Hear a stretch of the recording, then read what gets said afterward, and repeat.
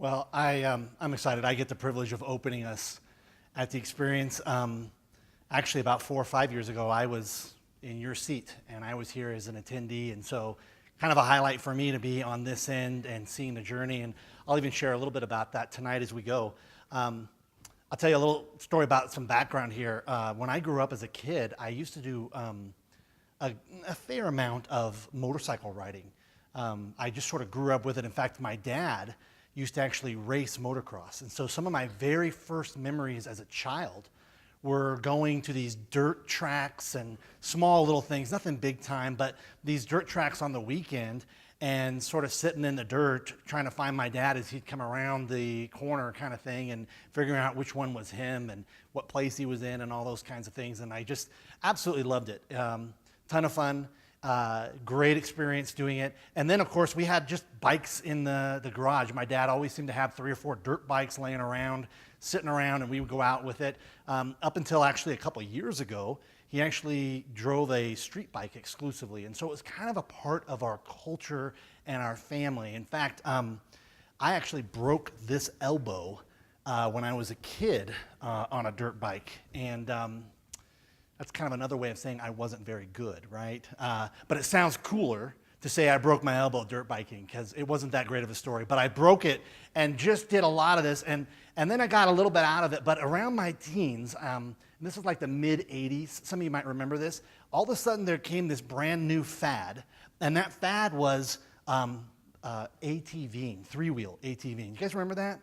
That everybody all of a sudden had to have this ATV, and they were the new thing. They were Hondas, they were red, and it kind of took over there for a little while of everybody going ATVing. And one day my uncle got into this, and he bought a few of them, and then he had some friends, and he knew we were into dirt biking, and so he invited the two families to kind of come together, spend a weekend doing some ATVing. And I had never tried it, was really looking forward to it.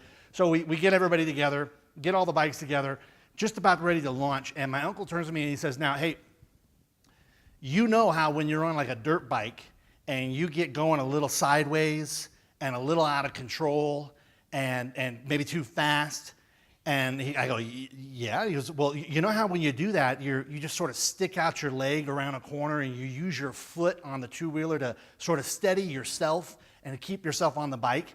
So of course, he goes, well, don't ever do that on a three-wheeler. And I was like, well, why? And he says, well, because it's actually dangerous on a three-wheeler. If you stick out your foot on a three-wheeler to steady yourself, you're actually going to run yourself over. You're going to crush your leg. And I was like, oh, well, that would be bad, right? He's like, yes, that would be very bad. Never stick out your leg. It's different. If you're going to lose your balance, you steady yourself by keeping your foot on the pedals. Whereas in a two-wheeler, you steady yourself by sticking your foot out. He said, you gotta go, yeah, I got it, let's go. So I'm all pumped up because I'm gonna show this side of the family how our side of the family is in the motocross, and we can dominate and all that. In fact, I think I have a kind of a cool picture of me doing it. There I am. See that? If you're worried that I'm not wearing a helmet, that's actually a helmet. That's not my hair. It looks like that. In fact, I showed that to my 12-year-old son, and he was looking at the picture, and he was doing that thing where he's looking at the picture, and then he's looking at me, but he's not looking at me. He's just looking at the top of my head. And I'm like, I get it. I don't have hair anymore, all right? And he couldn't get over, like, that's really Dad. So we're on these three-wheelers, and we're going ATVing, and we're in the process of this, and sure enough, we don't even get really to the part where we're doing anything serious. We're just kind of driving down the path, so to speak. And on the way down the path, I, of course, messing around, trying to pass one of my cousins, get a little squirrely on it, and just reacted and stuck my foot out and ran over the back of my leg with that back wheel. And I don't know if you guys have ever done this before. It hurts. It's painful. Those bikes are heavy. The wheels get a little hot. The tread just kind of digs right back in, crushes your ankle, you try to get it out real fast, and you keep going. Of course, I look back, my uncle's watching us like a hawk. He's like, dude, 5 seconds. I just told you not to do that. And there you are, and we haven't even started yet.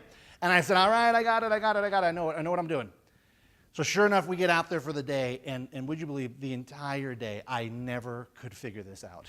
It was just so ingrained in me. It was such a habit. It was just so reactive. So the whole day, It was miserable for me. I kept the whole day just getting a little sideways and losing my balance and sticking out and running myself over and crushing my leg all day long. By the end, I was just sort of whooped. I was so sore, so painful. Of course, I got my 8-year-old cousins there just riding circles around me, laughing, going, come on. And I'm like, nope, can't do it. I'm just going to hang back here with the grandparents kind of thing because it hurt. And here's what's interesting. Did you know that sometimes in life, we have a similar knee-jerk reaction? Sometimes in business, sometimes in life, sometimes when we get really, really busy, sometimes when we get stressed, sometimes when things feel a little out of control and out of balance, there's a knee-jerk reaction that we all have. And it's to do something that we react, and it's instinctive and intuitive. And in doing it, we feel like we're going to help ourselves, but in the process, we actually run ourselves over.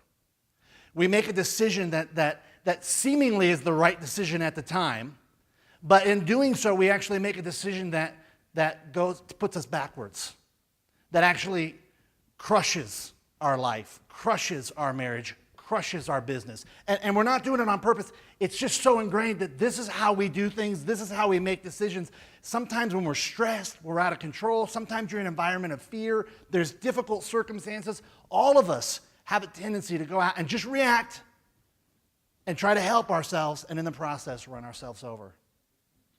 In fact, I thought maybe one of the ways Daniel said we could connect, I thought one of the ways we could do this is just kind of go around the room and share some of the dumb stories we've all done in our life, about the stupid decisions we've made that we thought were the right decision at the time, but turned out to be totally wrong. So, JR, maybe you go first and share all your dumb stories. We'll work around. We wouldn't have time, would we? There's money we wish we hadn't spent. There's relationships we wish we hadn't gotten into. There are jobs we wish we hadn't taken. There are partnerships we wish we hadn't formed. There's deals we wish we hadn't done. For some cases, it's a relationship or a period of life or a business opportunity that all of us can look back and we can see those things and go, what was I thinking? How could I have been so dumb? How could I have been so naive? Why did I do that? And in the moment, we were reacting and making a decision that seemed like the right thing. But looking back, it's obvious, isn't it? In fact, this is sort of fascinating for me as a coach. Isn't it true? You look back at some of your life's greatest regrets, professionally and personally, and when you look back at them, it's clear, isn't it? You think to yourself, what in the world? Why did I react? Why did I allow fear? Why did I allow stress or anger? Why did I let that control? Why did I just stick out the leg? And doing so, I crushed a marriage and crushed some dear people I love and crushed a business opportunity. And I wasn't doing it at the time. At the time, it felt like the right decision. But looking back, it's so obvious, isn't it? Here's the other thing that's interesting about this. There are some people in your life right now. Some people you know and in a relationship. For some of you in the room, it's your own children. And they're on the verge of sticking out the leg and reacting and doing what's intuitive and habit for them in a key decision in their life. And you're watching it. And you're like my uncle, you're going, hey, don't do that. It's not gonna help you, it's gonna hurt you. And you can see it. You're telling them, hey, I've been there. I've done it before. I know where this is going to lead. You don't want to go there. Keep your foot on the pedals. Do they listen? Nah. They don't listen. They listen like I listened to my uncle, in one ear, out the other. I know what I'm doing. See, here's what's interesting. When we look at our lives and we look back on those decisions, it's obvious. It's clear.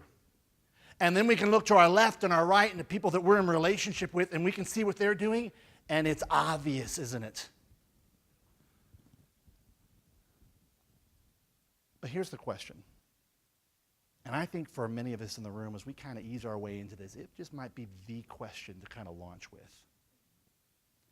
What decisions are you making right now, personally and professionally, where if you're not careful, you're going to do what seems right and what you've always done, and you're going to react, and quite possibly put yourself in a position where years later you'll look back and say, that was the worst decision I ever made. See, that's not so easy, is it? That's hard. That's challenging. And some of you are doing just what I would do. You're going, oh, clever, James. I know what you're doing, but hey, I'm good. I know I've got it all covered. I know what I'm doing, and I won't make that mistake. And we're often, and in our busyness, and in our hurry, and in our goal for achievement, you're on the verge of potentially making some personal or professional decisions that quite possibly you might look back on someday and deeply, deeply regret, that are not going to help your business or help your life, but are actually going to complicate and bring pain and frustration in all areas that matter most to you. Here's a better question. What if you didn't have to do that? What if there was a better way to lead and live and go through life, even in the midst of worry and stress and uncertain circumstances, where you didn't have to react and you didn't have to just kind of make a quick decision like that may cause you harm later on? What if there was a better way to make those kind of decisions that were more proactively, that were more intentional, that were more strategic? At Building Champions, we think there is. We just deeply believe that. And really, that's what the company is all about. That's a large part of what this week is all about, is helping you go through, even in the midst of stress and busyness and worry and uncertainty, and in the midst of all of this, helping you make some decisions for yourself on a personal level and decisions for yourself on a professional level that are not reactive, that are not just habit, that are not just, oh, I'm afraid, I stick out my leg. Hope it works out. But are far more intentional, far more thought through, far more purposeful in your life. Over the next few days, we're going to show you how. We're going to break it down for you, as Daniel mentioned, on some personal level and on a professional level, and walk you through. And our goal is to give you the information, to give you the time, to give you the tools, to give you the motivation to leave here with a different way of making some decisions, both personally and professionally. Today, I want to just kind of ease us in again, and I want to set us up for success. And here's my goal. I'm going to do everything I can. I want you to be really clear. I got an agenda. Sometimes you're like, what's his agenda? Let me just tell you my agenda. My agenda is I'm going to humor you. I'm going to bribe you. I'm going to threaten you. I'm going to encourage you. I'm going to do whatever I got to do up here in the next few minutes to get you to make 3 crucial decisions. 3 decisions right now, tonight, before the event even gets going, to get you to say, you know what, I'm in. And to get you to make those 3 decisions, not only tonight, but then throughout the time, to come back to you and say, you know what, those 3 decisions, you're going to make them each and every single day at the experience. And then also to encourage and motivate you as you leave here to keep going back to those 3 decisions you're making right now, you're making throughout the time, and you're going to make each and every day when you go back. 3 crucial decisions that are going to help you maximize your potential in all areas of your life. You ready? Here we go. Decision number 1. First decision I hope you make is that you decide to dream big. Decide right now that as you enter into this, you're going to dream, and you're going to dream big. Dream big or go home, right?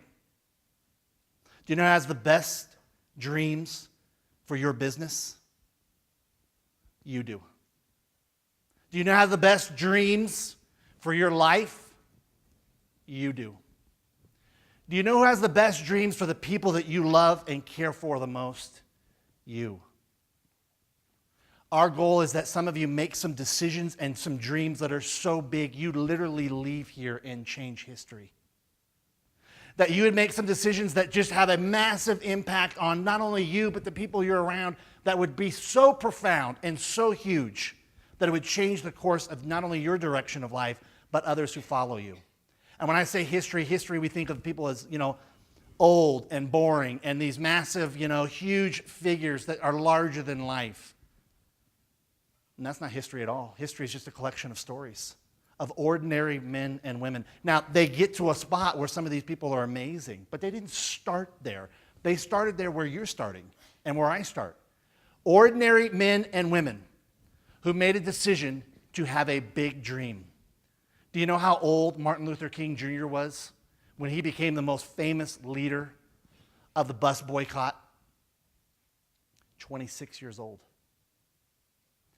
Do you know how old Amelia Earhart was when she set her first world record? 25. Do you know how old Steve Jobs was when he co-founded Apple Computers? 21 years old. They all had big dreams. How about this one? Do you know how old Jerry Siegel and Joe Shuster were when they created and invented the greatest superhero of all time? And of course, that's Superman. Let's get clear on that right now, right? I mean, we're not going to go any further. The greatest, you know how old these guys were? 17 years old. They weren't great looking. They weren't connected. They weren't popular.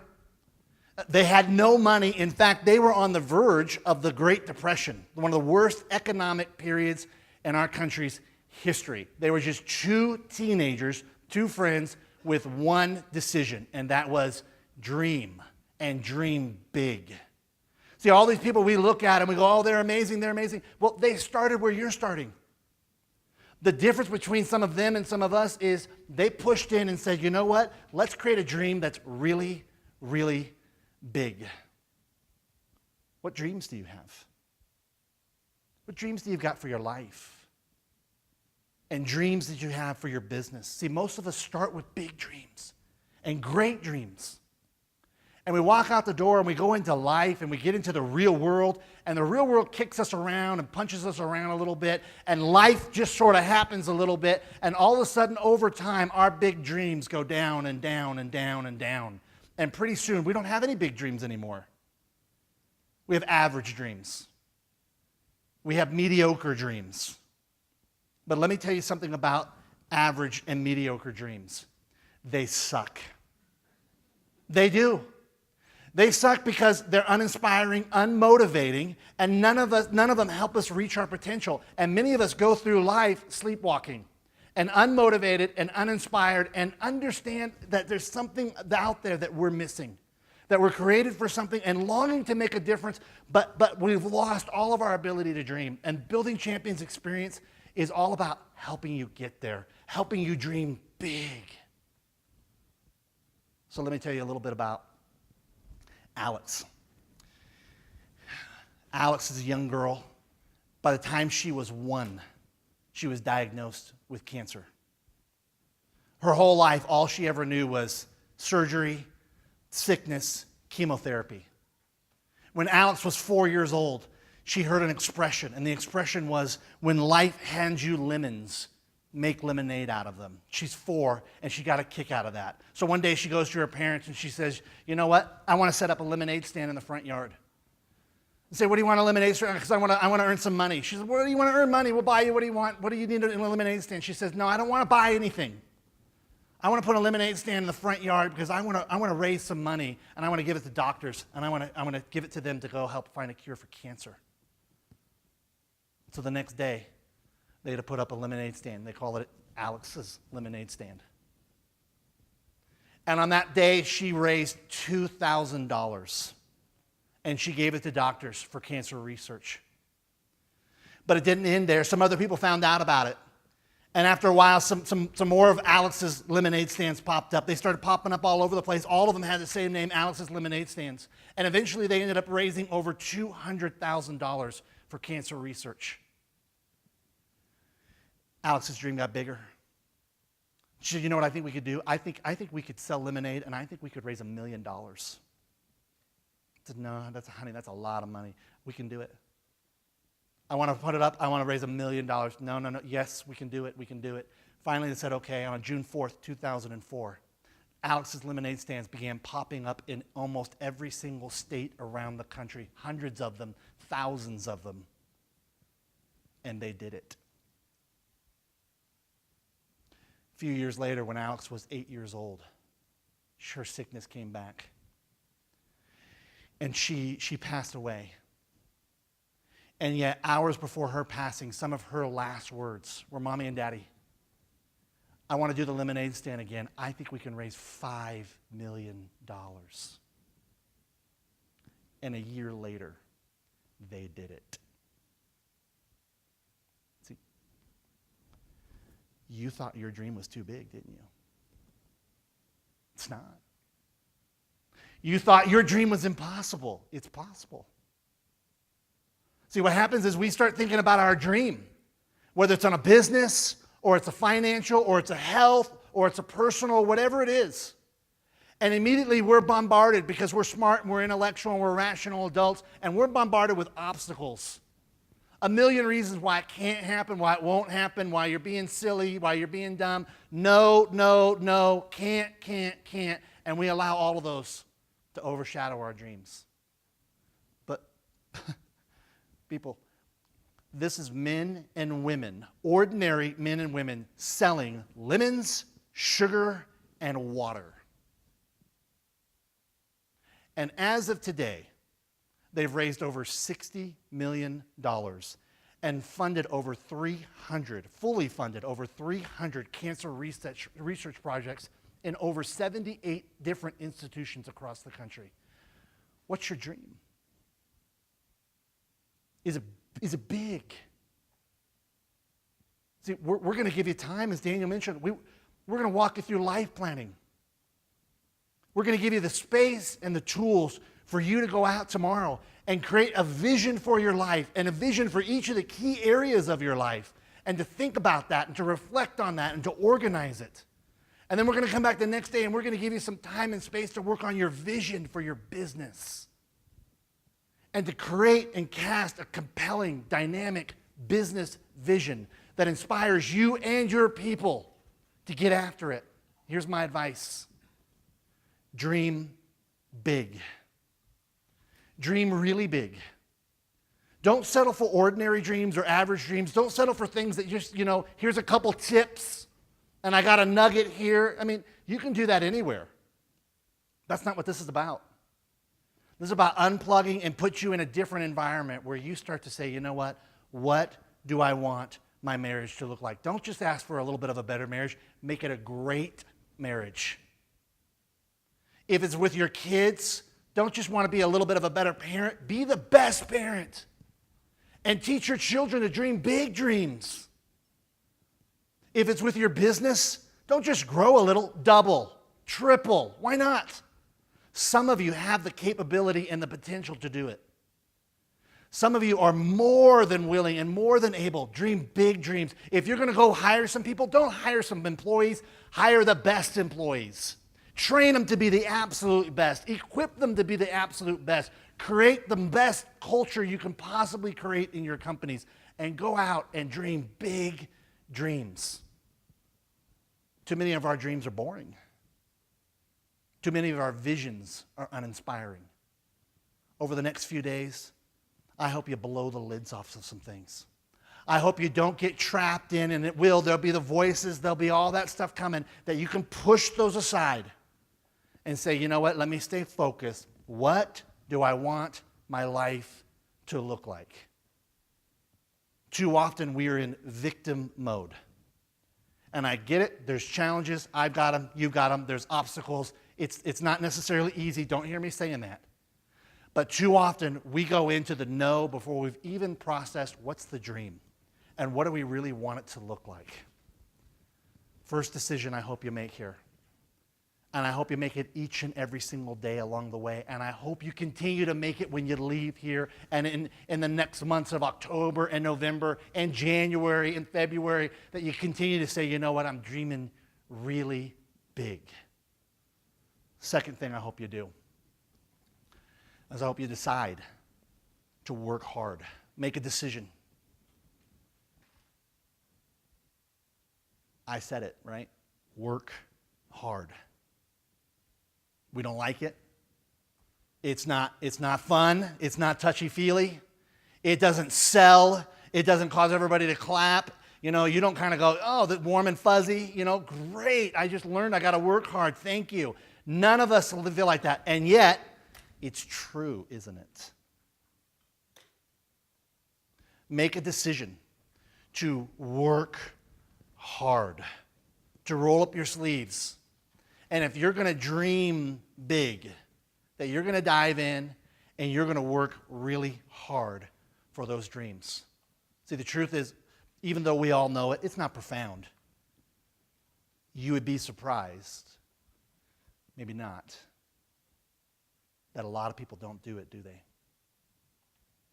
That it's hard to find people who are willing to work hard. There's an app for that culture. That we want things instantly, we want them easy. Where getting strong muscles has more to do with the supplements you take than the iron you sling. Everything is about quick and easy, and what's losing in our culture just a bit is this work ethic and work mentality. And a group of people that are going to say, you know what, not only am I going to dream big, but I'm going to follow it up with hard work. Mother Teresa's an iconic figure, rightfully so. She's amazing. Through her, she inspired over 5,000 nuns in over 133 different countries around the world.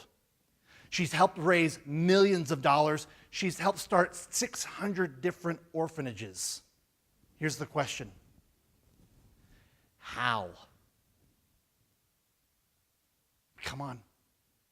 How did she do it? Because she's about 5 feet tall and weighs about 90 pounds. She doesn't have social media. She doesn't flaunt her body. She's not out there with some slick marketing campaigns and cool little logos and any of that. She doesn't have a dynamic business plan. How did she do it? She dreamed big and she worked hard. Amen. She dreamed big and she worked hard. You know what? Mother Teresa is rightfully, I think, kind of viewed by the world as a saint. You know what she doesn't get enough credit for? Hard work. She worked for over 40 years in the slums of Calcutta, India. That is hard work, loving on poor people, asking for nothing in return without a penny to her name. And lost in all of her greatness is, here's a person who is willing to roll up their sleeves and get a little messy and get a little dirty and get down after it for 40 years. I told you about Amelia Earhart. Most people know that she's famous for setting records for the flights that went the longest and flights that went the highest. And by the way, she did it at a time when people thought those numbers were scientifically impossible. And she had a big dream. She said, no, I think we can do it. People thought she was crazy. And sure enough, she set records. First woman ever to fly across the Atlantic Ocean. What most people don't know about Amelia Earhart is she worked 3 jobs in her teens, including driving a truck in the night, in order to earn the money to pay for flight lessons and to pay for equipment and resources necessary to do it. Amelia Earhart wasn't just, head in the clouds. She also wasn't afraid to work really, really hard. Gandhi's another one of my favorite people. Gandhi's famous because he had a big dream. You want to know Gandhi's big dream? This is unbelievable. He comes along and says, you know what, let's help Great Britain win independence, India win independence from Great Britain. And he says, not only are we're gonna win our independence, we're gonna become a free nation, we're gonna do it in a way where we don't have to fire a single shot. We're gonna do it without a war. Now you need to know, up until this time, no nation in the history of the world had ever won their independence without warfare. It's always, there's a fight, there's a war, whoever wins is the champion. And Gandhi comes along and says, no, we're going to win our independence, and we're not going to fire a single shot. And 35 years later, it happened. And we think of this man as walking around in a white robe. So much more than that. He worked really, really hard for a long, long period of time to see a big, cool dream accomplished when nobody thought it was even possible. I hope you decide you're going to work hard. Someone said that luck and opportunity in business smells a lot like sweat. And see, this is an important link. I hope you see the connection between 1 and 2. These are symbiotic. There's kind of a yin and a yang here. If you're going to dream big, you need to be here and be committed and make a decision that you're going to work really hard. If all I did was get up here and told you, hey, dream big, and I told you some cool stories, this would be a kind of a rah-rah speech. This would be a little bit of a pep rally, and I could tell you, hey, you can do it. You don't have to even break a sweat. It's going to be easy. Just dream. That would be irresponsible. And that's not what Building Champions, that's not what these next few days are all about in any way. Don't get the wrong impression. We want you to dream. But as a coaching company, we're going to come alongside and we're going to push you to work hard. If I stood up here and said, hey, you got to work, there's enough of that. There's other companies that do that. That's not what this is about. That would be depressing. That would be abusive. That's not what we're here for either. All work without any big dreams. I mean, forget that. We want both. We want you to dream really big, but we're going to challenge you to work hard. And for some of you, you need to make a decision right now. I'm in. That as I put all these things in paper, because you will, and some of the dreams are going to be amazing, and the visions, and what do you want to see happen with your health and your finances and your marriage and your companies and your work and your career are going to be amazing. But if you're not willing to work hard, I can just tell you now, save your time. It won't happen.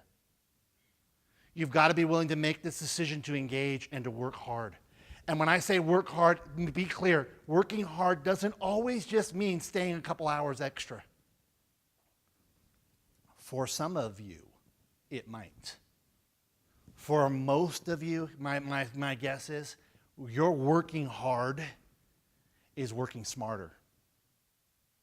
It's working more intentionally and working more strategically. It's figuring out, you know what, I have a few precious hours in my day, and I have a really, really big dream.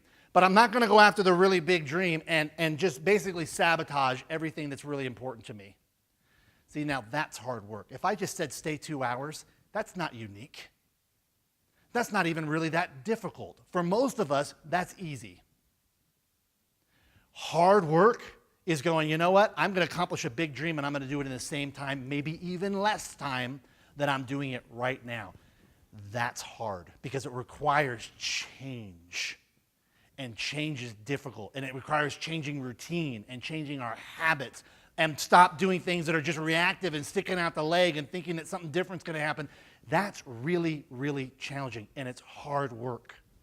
Over the next few days, we're going to have all kinds of information, guest speakers, breakouts. There's going to be tools and tips and great information, and our goal is going to be our desire is to help you with those dreams and those work hards, but to also work really smart. To do it in a strategic way, to do it more intentionally than you've ever done it before in your life. And yet, when you leave here, it's going to be a challenge, isn't it? You're going to have to continue to make the decision. Make it now. Make it right now, tonight. And throughout the way, as Daniel said, engage. Hard work. Hard work. Engage. Engage in the process. Go through the exercises. Go through the classes. Go through the breakouts and engage. And then along the way, when you get back, you're going to have some choices. Some of you are going to have to go back and you're going to have to cut some budgets. It's going to be hard work. Do it. Some of you are going to have to go back and you're going to have to redo your entire calendar. How you spend your day, what time you start, when you go home, what you do, when you do it, who you do it with. It's going to be hard work. Decide. It won't be easy. Do it. Some of you are going to have to go back and you're going to have to redo your whole finances. You have to get out of debt. You're going to have to start saving money. You're going to have to redo your budget. Do it. It's going to be hard. Some of you are going to get serious about your health. It's going to take time, energy, sweat. Decide. Decide. Resolve. I'm going to dream. And when the dream comes, I'm going to engage. Not just today, not just because James said a couple things, but on Monday when I go back, and the week after, and the week after, and the week after, some of you are going to have to go and you're going to have to empower some people. You're doing too much. You're going to have to delegate. You're going to have to equip. You're going to have to resource. You're going to have to train. You're going to have to develop. It's hard work. Make the decision and continue to make the decision to do what's necessary for you to reach your dreams. Here's the third decision. First, dream big, really big. Second, work hard. Not just long, strategically, intentionally, purposefully. Third decision, decide not to quit. Decide that you're going to not quit in the process, because the process will be challenging. The process may take longer than you ever thought. There's going to be some things you didn't anticipate. You're going to put some ideas together. They're going to fail. You're going to have some plans. They're going to fail. You're going to rely on some people. They're going to let you down. And in there, you're going to have a choice to make. It's a choice right now, and it's a choice to continually make. That along the way, along the journey, when there's a step forward and a step back, when there's an unforeseen obstacle, when there's something massively out of your control, and there will be, that in there you're going to say, you know what? I knew it was coming. I didn't know what, but I knew there'd be a challenge, and I knew there'd be an obstacle, and I knew there'd be something I wasn't anticipating. And this is not necessarily a surprise. This is an opportunity for me to reconfirm a decision I made on Tuesday night, that I'm not going to quit, that I'm not going to give up. I think the most famous example of this is the Wright brothers. When they building their airplane and they're inventing this thing, they used to go out, and when they would go out to practice, they would bring with them trailer loads of supplies. Let me tell you what that means. It means when they went out to try out their brand new plane, they expected to fail. They were prepared to have a disaster and to fail and to not succeed. It wasn't a surprise. It was, we're going to fail, and when that happens, we've actually prepared ourselves to rebuild. And they would rebuild and crash, and rebuild and crash, and over and over and over and over and over, rebuild and crash, and that is eventually why they someday soared.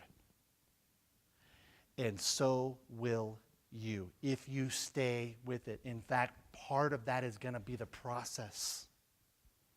See, we want change, we want transformation. But we're a little bit afraid of the hard work. And then when we put it together and we get all jazzed about it and it fails, we think that that's a failure in a finality, and it's not. It's part of the transformation, the process that happens along the way. And it's the way you learn about you and what's going to work for you and your team and your business. And when you find those people that have unbelievable conviction around, here's exactly what I need to do, it's because they failed and failed and failed and failed, and now they come away and said, I know. That failure is part of the transformation. It's not necessarily a sign that you're on the wrong course or a mistake. Most people know about Rosa Parks. She's famous because in 1955, she refused to give up her seat to a white man on a bus in Alabama. What they don't realize is that she had been doing it for 12 years. And that act launched the civil rights movement. But for 12 years, she did it over and over and over. There was no media. There was no money. There was no success. There was no sign. There was no crack in the armor. There was no, hey, keep doing it. You're almost getting there. I'm sure that there's going to be a change any day now. No. She got on a bus and she refused. And nothing happened. Over and over and over.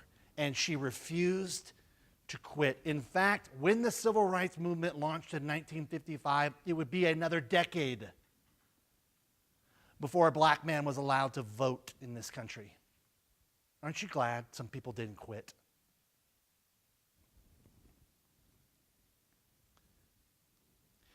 In 1776, our founding fathers wrote the Declaration of Independence. You think about that. And wrote the words, "We hold these truths to be self-evident, that all men are created equal, and that they are endowed by their Creator with unalienable rights, that among those are life, liberty, and happiness." And 200 years later, a black person could vote in this country. It took a revolution. It took a civil war. It took a civil rights moment. Aren't you glad some people did not quit? What is your big dream? Hard work. It won't come easy. And when there's setbacks and failure along the way, don't quit. Don't give up. Albert Einstein was told by his high school professor he was so dumb he should drop out and get a job to support his mom and dad. John Lennon was told by his music professor that he lacked sufficient talent for a career in the music industry. Lucille Ball was told by the head of the drama department that she should find a career more suitable for her gifts and personality. Thomas Edison, famous for trying the light bulb 10,000 times before he ever invented the light bulb. That's unbelievable. I don't even know how you document that, but it sounds amazing. And it's probably true. 10,000 times. Walt Disney was fired from his job as a newspaper editor because he lacked imagination.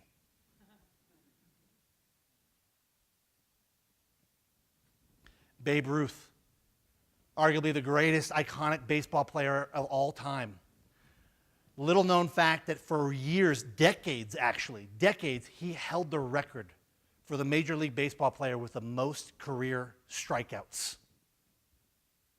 Strikeout, strikeout, strikeout is the game of failure. And finally, Michael Jordan is famous for failing to make the varsity on his high school basketball team twice. What do you want to do? What's your dream? What are you going to go for?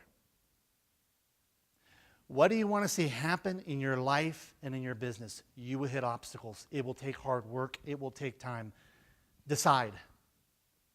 I'm going to get after it. I'm going to work hard. I'm going to roll up my sleeves. And when they come, and they will, I won't quit. You know who trumps all of them, by the way? You don't, because nobody does. True story. 1980s, there's a breakout of pro-democracy in Beijing. And in 1989, students actually demonstrated to the point that it got so severe and so violent that the Chinese military responded. And they came upon the scene, and rather than rounding them up and all of that, they just decided to beat people, and they started shooting people execution style. And of course, medics responded onto the scene, and the medics show up, and when the medics tried to go help people, they got shot and killed too. And eventually the crowd sees this, and they realize it's hopeless, and they begin to disperse, and the riot's over. And as some tanks are rolling in to Tiananmen Square, a lone man jumps out. And he jumps in front of these tanks. It's called Tank Man. That's his name. And all the tanks, they didn't know what to do. The lead tank had no idea what to do. Guy steps out. He's wearing black pants or white shirt and black pants, and he's got grocery bags.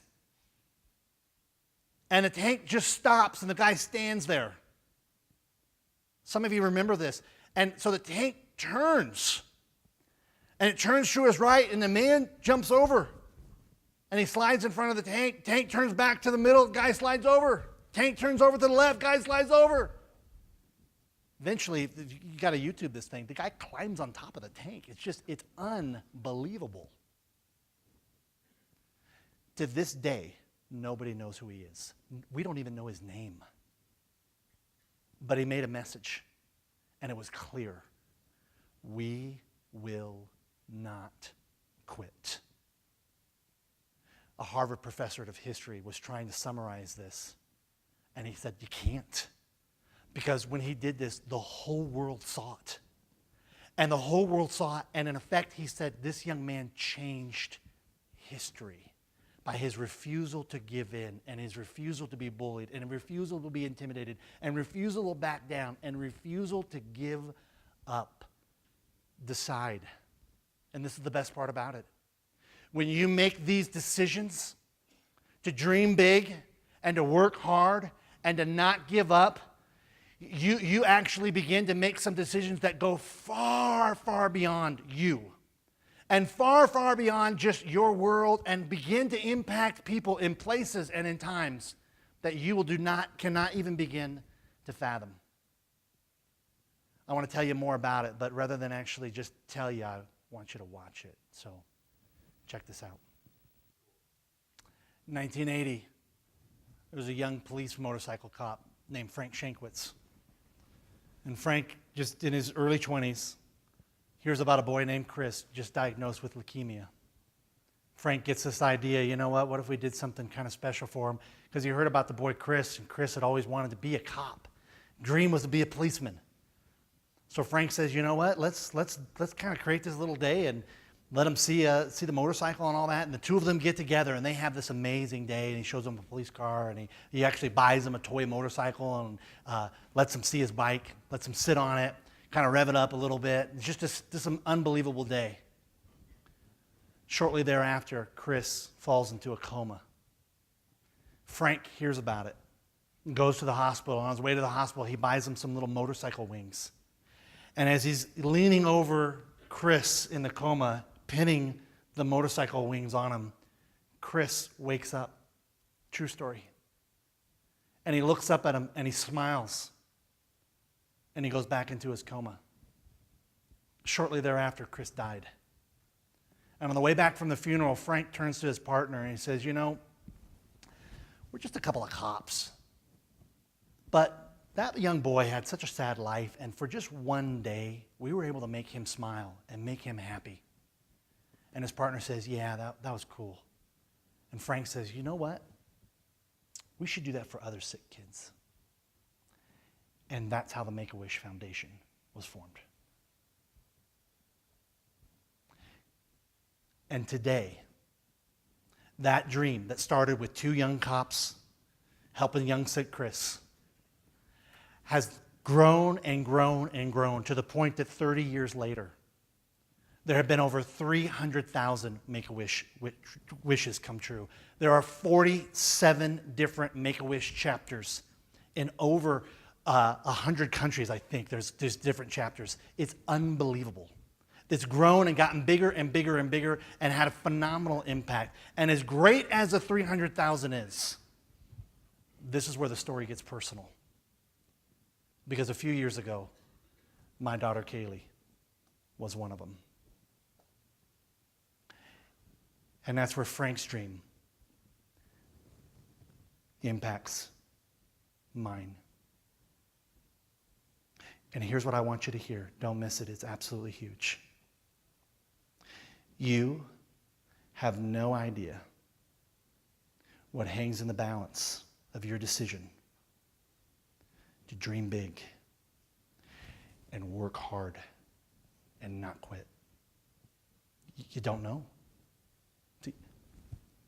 We think it's about us. And we think it's about tonight, and we think it's about BCE, and we think it's personal, and it's a couple decisions, and yeah, maybe not, I'm not sure.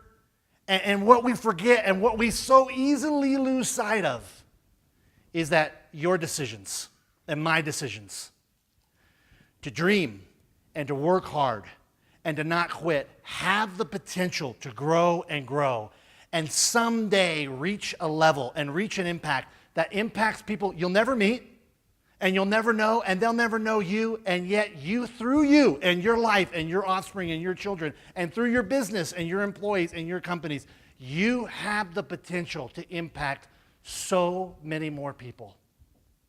Because the truth is, there's a little bit of Frank Shankwitz in every single one of us. But listen, he didn't know.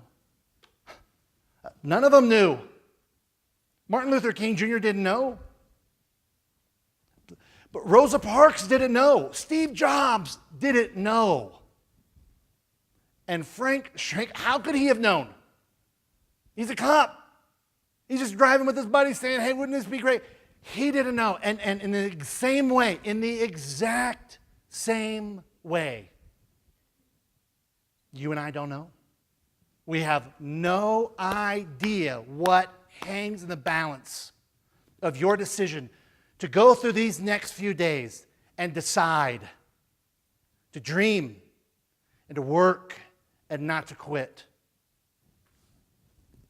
You have no idea who hangs in the balance of those decisions. But if you do, through you, you have the potential to reach people far, far beyond your sphere of influence and the sphere of influence of your business. And if you do, your story doesn't ever have to end. Your story could live forever.